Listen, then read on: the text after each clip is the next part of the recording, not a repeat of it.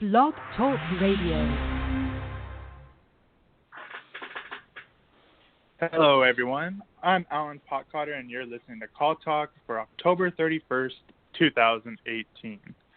Today, we're reviewing highlights from Call Center Campus 2018 with hosts Bruce Belfiore and John Chatterley. Due to the nature of this show, we won't be including a question and answers for this time. But if anyone is listening either live or later and wishes to ask questions or make a comment on anything discussed, please email me at calltalk@benchmarkportal.com, and I will be sure to get to the right person. I want to remind everyone that all of our shows are archived and available to listen to at Benchmark Portal any time of the day. And now I would like to introduce the host of Call Talk, Bruce Belfiore.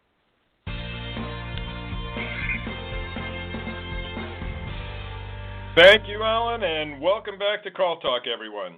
Today's Call Talk episode is a bit different from our normal show, as Alan indicated, in that we'll be reviewing highlights from Call Center Campus earlier this month, held in Phoenix, Arizona, at the Palomar Kimpton Hotel. So this episode of Call Talk will bring together some great takeaway tips from that event. And I'm joined by my colleague, John Chatterley, and together we're going to focus on the exceptional aha moments from this cutting-edge symposium, which was designated one of the industry's must-attend events and really was a wonderful success. So included are key points from the rousing keynote speech by Barry Maher, the Cannabis and Contact Center talk, plus interactive roundtables on leadership, technology, and metrics. And a bunch of new ideas were also presented on at-home agents, huddle boards, best practices coaching, culture and agent engagement, and optimizing use of queue time in a totally original way.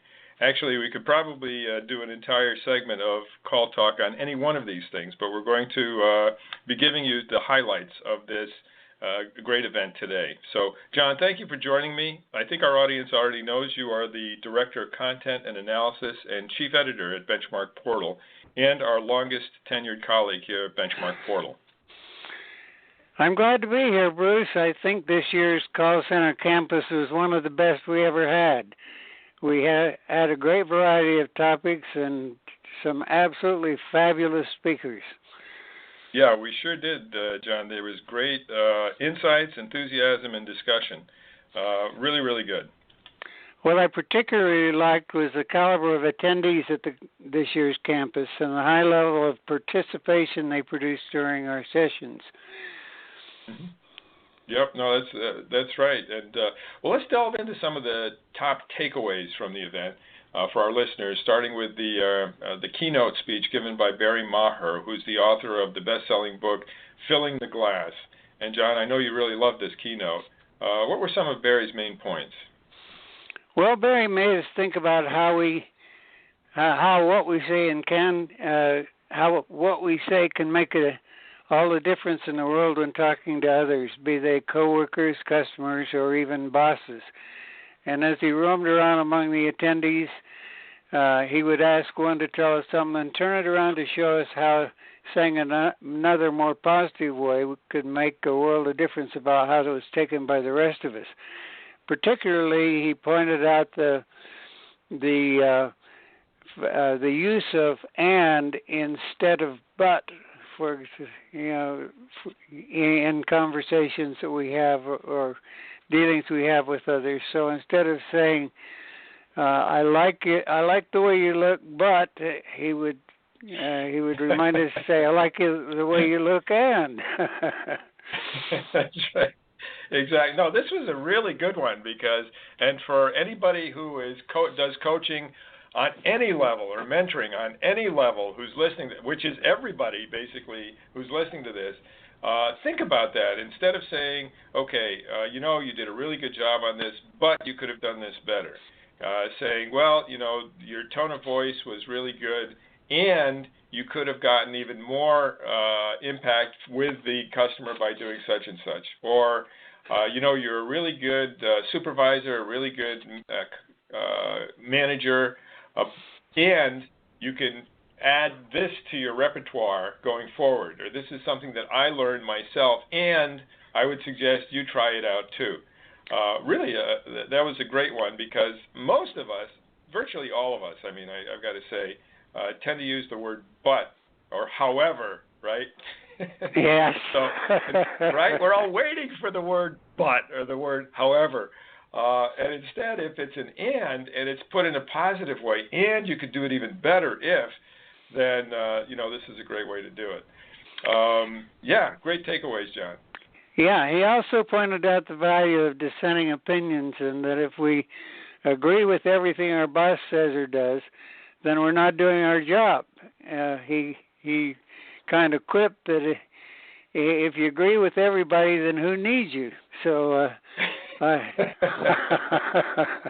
Exactly. No, a very good point, and diversity of opinions are important. And then he would also say, so, you need to make sure that diversity comes out through what you talk about, but do it and, sorry, I just did it wrong, didn't I? Okay, and do it the right way, right? Exactly. So exactly. If you need to express a different opinion, and do it the right way so that it's actually heard. And when we get to the part where we'll talk about the leadership panel, there were some good insights there about how to communicate this sort of thing. Yes, there were. Yeah. And I got a lot out of that. I've been thinking about and ever since. Yes, yeah, exactly. So please, it's a good takeaway for people listening to this. Now, then we heard about the cannabis and contact centers, what every manager needs to know. And this was from expert Christine Canine of Higher Image. And this is one where there's still a lot of managers, and we know this, John, because we talk to them all over the country, who are kind of putting their head in the sand. They don't really want to confront it. Obviously, for big structured companies, they have tons of bureaucracy that have already looked into this and the right way to do it. Smaller centers oftentimes don't have a structured approach toward it. And even in the larger centers, sometimes the approach is not up to date in terms of what's going on. So that means that there are a lot of confused managers out there with regard to what their approach should be appropriately and professionally on cannabis and the contact center. And Christine did a great job of sort of walking us through that and also giving us the understanding that things are going to continue to evolve. So what's true today may not be totally true tomorrow. She was my guest for CallTalk in June of 2018, and I invite listeners on this show who are interested in this topic specifically to pull that up and listen to that episode of CallTalk. And if you need more information, to get in direct contact with Christine. And John, I think we could both see that this talk was an eye-opener for many in the audience. There were a lot of people taking notes and just trying to sort of keep up with it. Yes, she reminded us that because of the changing landscape of acceptance across many states, the use of cannabis, the approach to dealing with the use of cannabis in our centers and with our people needs careful and thoughtful and sensitive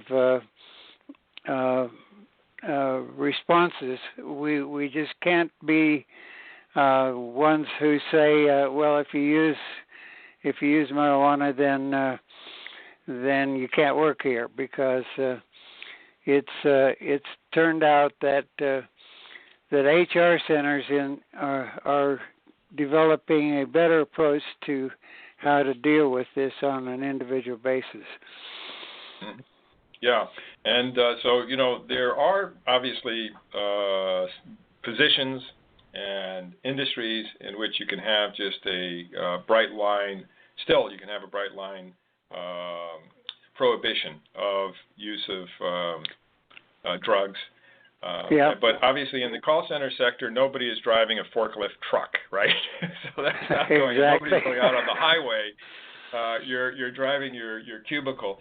So it's a bit of a different situation in terms of risk analysis. And, HR experts are tuned to that. And so things are changing. You need to know that there's a lot of difference among the states. and jurisdictions. And so you have to, if you're in one place and you've got one center in one state and everybody comes from that state, then, God bless you, it's going to be easier for you to keep up on things. But do lean on your HR people to make sure that they are in touch with the lawyers and they have everything straight and that you have everything straight from them. If you're in multiple jurisdictions, so for instance, she was talking about the fact that Maine has a different situation from New Hampshire and from other New England states. So you have to keep that in mind when you're putting things, deciding policies. But one of the things she said was first have a policy, because if you have a written policy, then at least you know where you are. It's not quicksand underneath you. You've got something there, and then that can be submitted to HR, can be submitted to the lawyers. It can be held up against not only changing laws in the states, but also court decisions interpreting the laws, which are going to be things that happen from time to time. So one of the things that she mentioned was that oftentimes it's hard to catch people in the act, and the thing about testing and marijuana, it's not like alcohol. The impairment with alcohol pretty much goes with when you fail the test.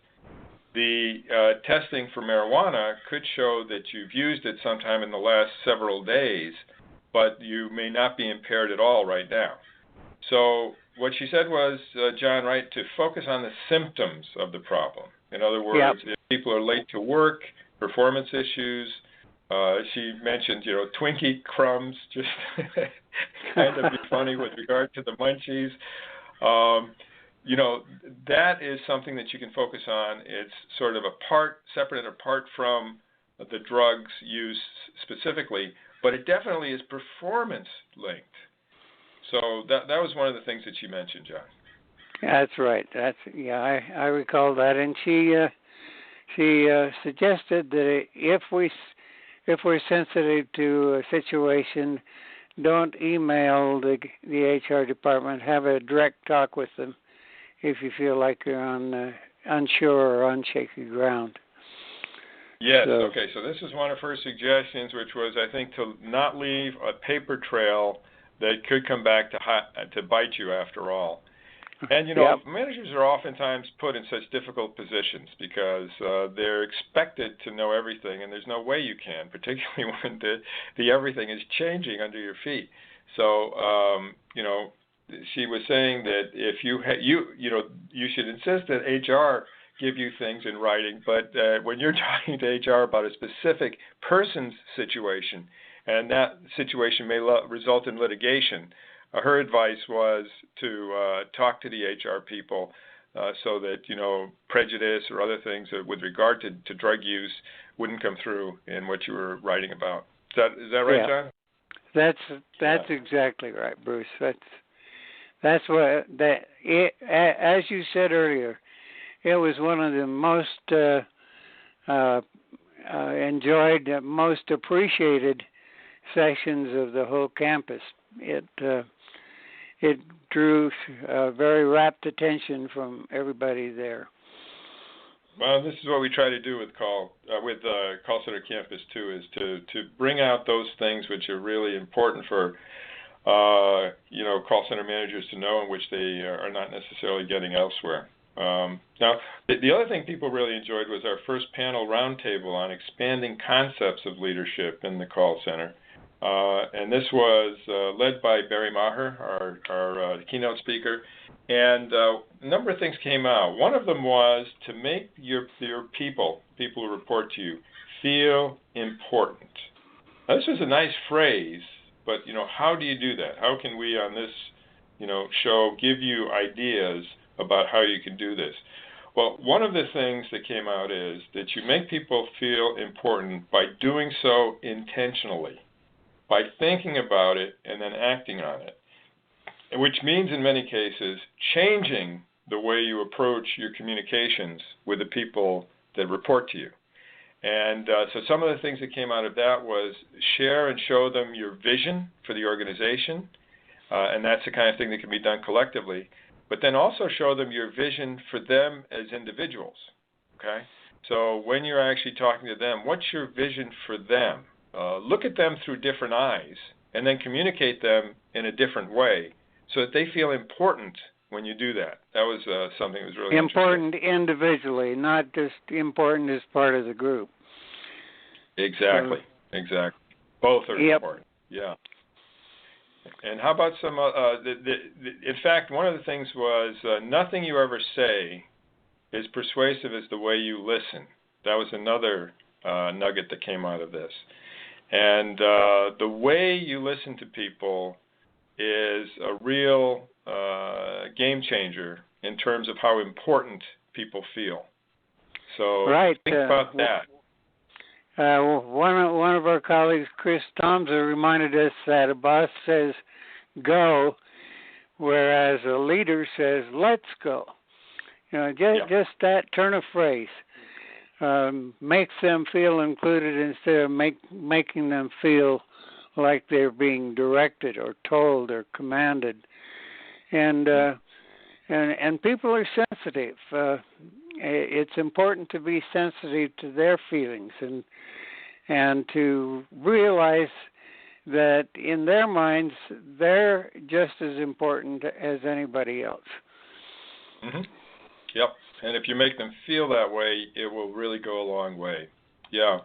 And John, you've had a long experience as a manager, and there was another thought about teaching. Can you sort of expand on that came out of that panel?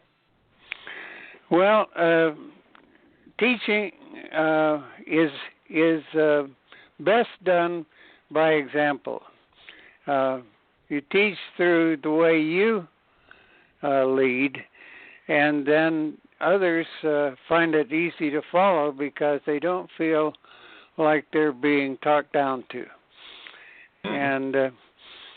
And also paying it forward, complimenting, as teaching not only as a classroom type of scenario, but teaching by the way you do things, or again going back to the and phrase, showing them a way that they might be able to do something better. That can be done either collectively or individually, and it does not have to be an organized classroom type teaching session. Right. One of the things that came out was that in terms of teaching, which is really communicating in order to inform, that you need to be able to do that both to your subordinates and to your superiors. And those may be done in different ways, but they're both really important because in most cases, superiors don't really understand what you're doing in the call center. And so, I still remember a time when I gave a speech to Keynote to 200 people in the insurance sector, and they had all been complaining about how their higher-ups didn't understand them. So I said, well, how many of your CEOs came up through the call center ranks? And there was a moment of stunned silence. Then nobody put up their hands, and everybody started laughing because nobody had anybody who had gone up through the call center ranks. So really, you have to put yourself in the position of communicating and informing not only your subordinates but also your superiors. And one of the things that Angie Lucky Success, who was one of the people on the panel, very, very accomplished manager, she talked about investing in the careers of the people who report to you. And I've seen her do that because at a interactions conference earlier this year, she brought her number 2 with her and, heaped praise upon him, rightly so, for the way he had helped with many of the successes that they had in their center at Landauer. So, and she's the one also who says, pay it forward. When you get to a position of being a manager, mentor the other people who are under you and show your leadership that way. And so one of the things that I would suggest to people on this broadcast is think about that as you're sitting in front of your reports and talking to them. How are you thinking about investing in their careers? Exactly. Heath Arnsberger pointed out that we should try to be our authentic self, humanize ourselves. It's the only way to be a part of the culture, since people need a way to relate to you as a superior, or to us as a superior. So, try to be real. Don't show up at work thinking that you got to put on a costume, a persona, a different you than who you really are. Right. Today happens to be Halloween, so you can put on a costume, but most days you shouldn't be doing that. And I thought that was a really good point, very well stated by Heath, on that you even have to show your uncertainties and involve people in your struggles in terms of trying to understand how to do things the best way. As long as they understand that you have their back and you are looking for the best way, then they'll support you. That's right, and you don't always have to have the answers. You don't always have to be the only one there with the answer or the what do we do definition. You can ask for advice. Ask your people, what do you think we ought to do about this situation, or how would you approach this particular scenario? Things like that. You'd be surprised how much they think about that as well, and how much they appreciate being asked. Yeah, absolutely. Well, we also had a talk from Mark Riddlesworth on work-at-home agents, which has been a very popular topic, and he had some juicy nuggets. John, do you want to talk about those? Sure. He pointed out, well, first of all, I think one of the big nuggets was he revealed to us how big it's getting, how big work at home is getting. He pointed out that 80 or so % of the Fortune 500 companies these days have some degree of work at home agents. Yep. He also mentioned that on Indeed, the website Indeed, there's over 9,500 work at home jobs being offered. So he made it clear that work at home is a trend of the present and the future, and that that in doing so, there are a lot of benefits that can be derived from it, such as improved employee morale and retention, the ability to work to their own schedule. It's not the structured 8 to 5 schedule or whatever the 8 hour or 8.5 or 9 hour block is, because work at home people have the option to be able to start work at a selected time, back off from work or sign out for a period of time, and then sign back in, even to cover some off-hour times of day. So, and then of course there's the added benefits of no commuting. It has a big impact on absenteeism, and also is a way to handle seasonal spikes and people that have to work overtime. At least they don't have to work overtime and then leave and go home. They're already there, so working overtime isn't as big a burden. Right. What about some of the benefits that you noted? Yeah, no, those are great. There's different models. One of the things that he was saying is that it's not one size fits all. So don't figure that just because you've heard about some other way of doing it that you say it's not going to work for me. Then think about what would work for you. Because some people will start in a brick and mortar thing and then allow people to push out as they prove themselves. Other people start right with remote hires that they train, that they acculturate, that they make sure they manage properly, because one of the things you mentioned is that, as with anything, execution is key here. Doing it the right way is key. But to your point about adding flexibility for workforce management, it's huge. It's the ability to maybe pull in people during peak times, the unexpected peak times for intraday management can be something that really, really helps out and can be a lot more economically feasible than certain other alternatives. So, yeah. We also talked about. Go ahead. I was just going to say the other main point that I got out of this is the expanded labor pool that comes from going to a work-at-home model. You can reach out to people in different communities miles further away than they would ever be able to commute if they had to come to a brick-and-mortar facility every day. Right. No, a lot of great advantages, and Mark did a great job of sort of laying those out for us.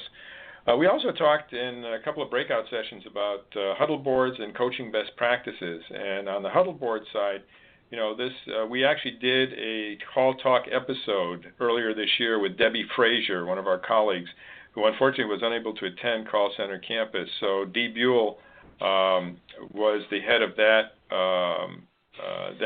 session. Both Debbie and Dee used to be colleagues together at their former place of business.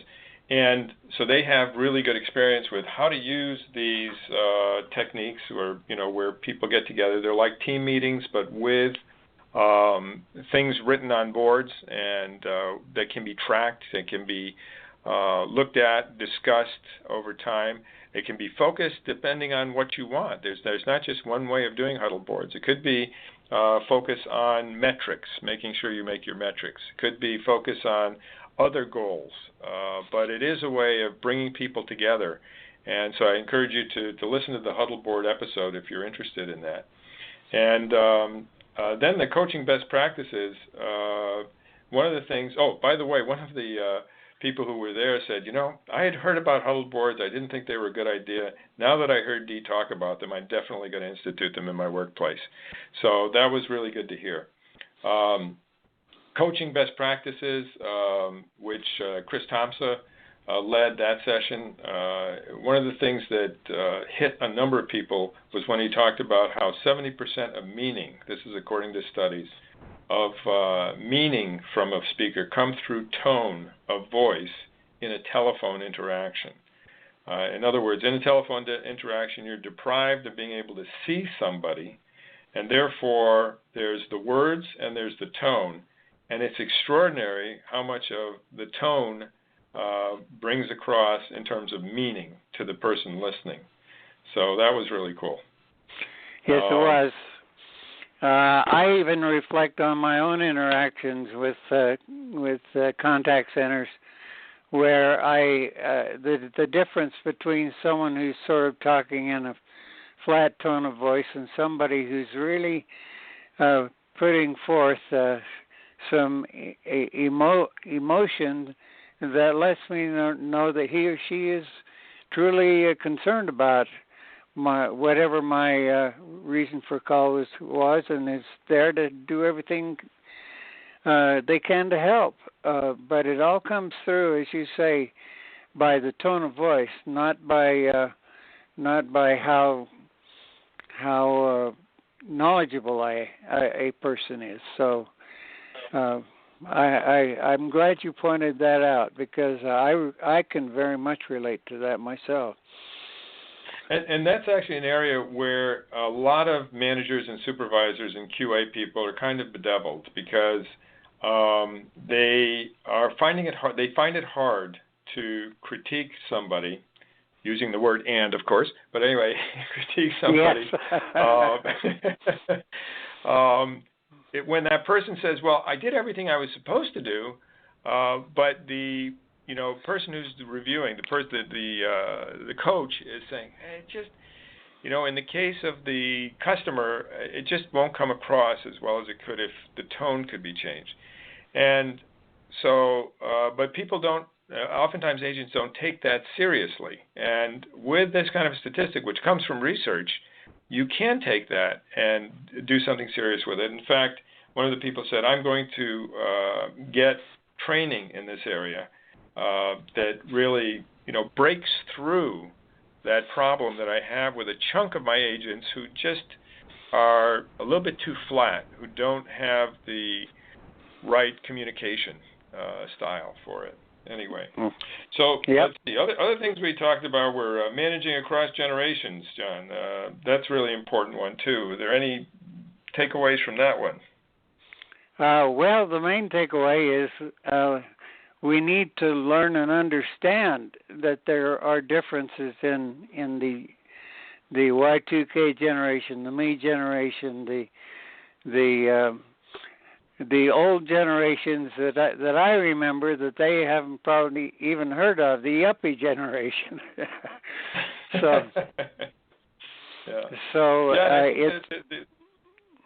I was just going to say, I think the thing there is just to put yourself in the shoes of the various people who report to you and say, how will this play with the mindset that this person has? Oftentimes the mindset will be a product of the generation. Not always, but oftentimes will be. So that's important. The other thing and we're sort of getting to the end of our time here, we talked about optimizing technology. And that was an excellent panel discussion by people who've actually done it. Really implemented technology very well. We've seen it. And their advice was study your needs really well before you buy anything. Know what you already have, okay? And beat up on your providers if you feel like you don't understand everything, because the number of people who underutilize the technology they buy is astronomical. Be careful in selecting your vendor. Be strict about holding the vendor accountable. Be equally strict about holding yourself accountable for mastering the technology you have. And here there was a story that I told about Angie, where she was presenting to the Interactions Conference, and she asked how many people in the audience used 5 of the functionalities that were available from the vendor that they all had. And about half the hands went up. Said, how many are you using? I think it was 8 or 9, and there was only a few hands that went up. And she said, well, we're using something like 18 functionalities. And everybody's jaw just dropped because nobody came anywhere close to that.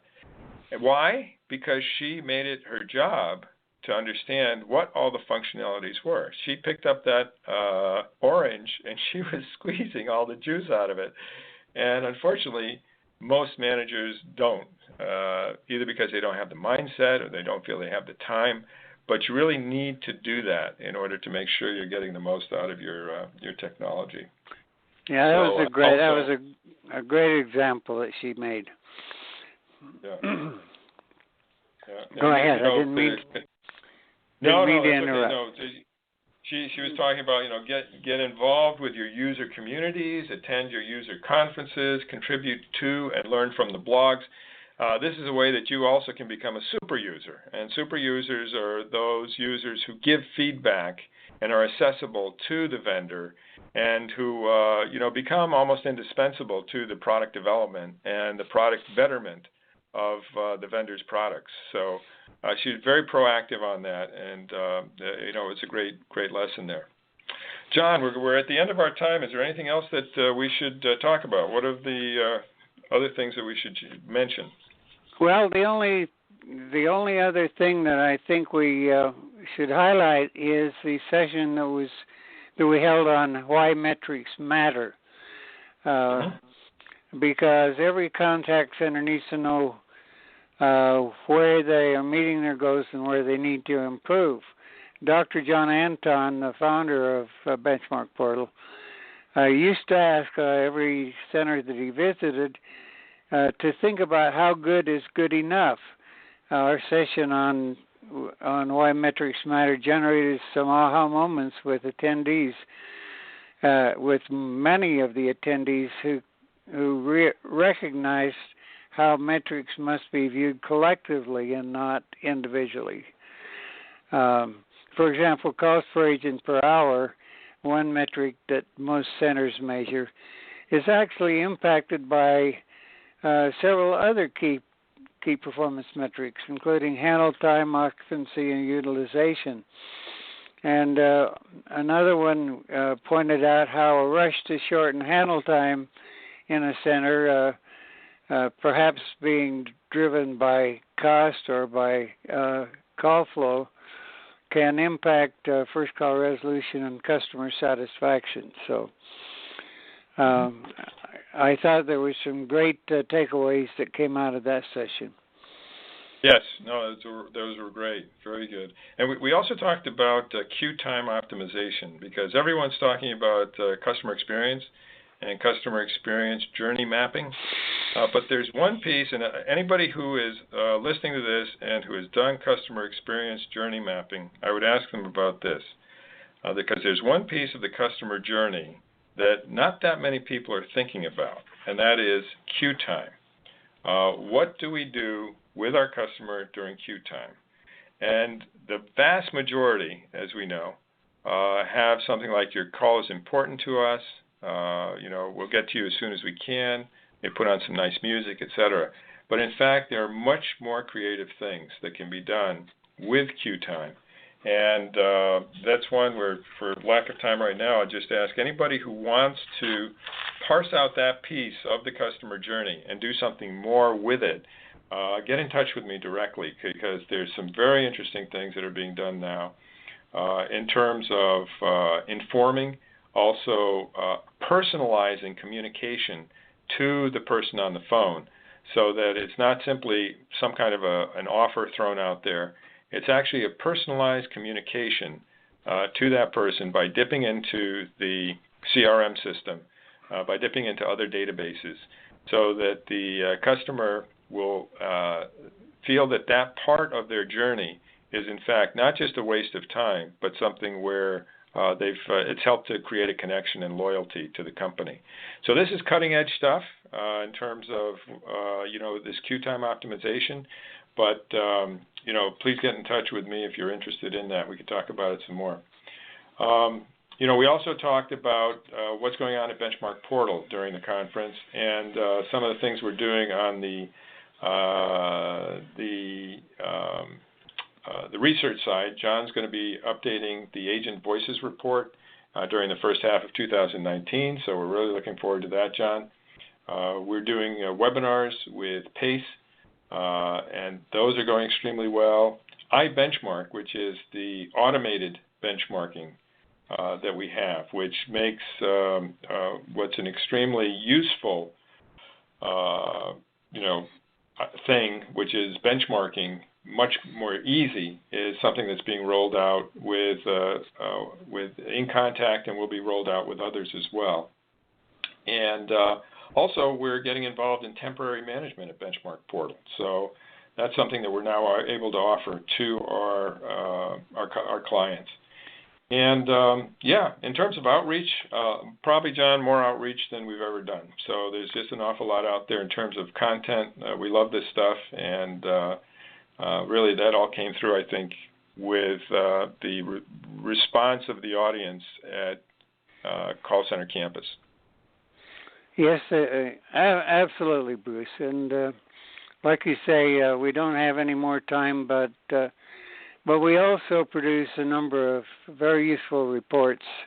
Our annual industry reports that we generate for over 45 different industries provides a lot of insight into how the various industry sectors are evolving. So I just thought I'd mention that. Yes, absolutely. Okay, well, in closing, one of the things that we also mentioned at the call center campus is that we really do impact the lives of millions of people, and the contact center industry is so important in terms of communication between companies, governments, and nonprofits and people.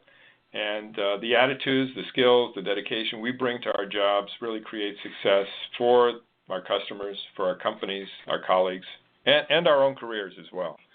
So with that, I think I'll thank you very much, John, for being with me on this, and we'll hand things over to Alan.